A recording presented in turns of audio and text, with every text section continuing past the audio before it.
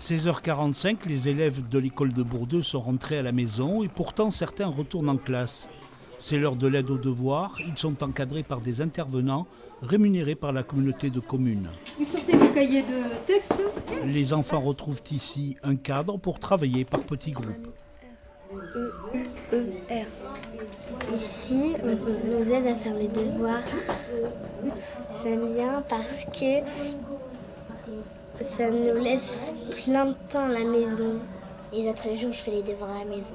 D'accord. Et c'est mieux de les faire ici ou à la maison? Ici. Écoute ma bouche. Mou, fleu.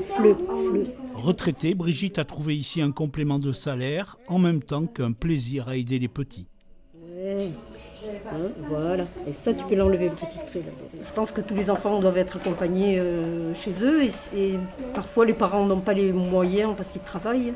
Et si les enfants ont déjà fait le travail à l'école, c'est super. Comme ça, on a un peu plus de temps pour eux. C'est à l'intérieur, très bien. Lancé depuis plus de 15 ans, ce service est une réussite. À l'école de Bourdeux, la moitié des 120 élèves viennent 2 fois par semaine, avec des préférences pour certains. Faire la dictée, Ouais. Et alors? ça, c'est celui qui se préfère. Nous avons chaque année une vingtaine d'enfants supplémentaires à l'inscription. Les enfants, vous avez pu le voir lors de l'interview, les enfants sont contents, disent qu'ils sont contents de faire les devoirs avec les intervenants. Ils rentrent, ils ont les devoirs faits.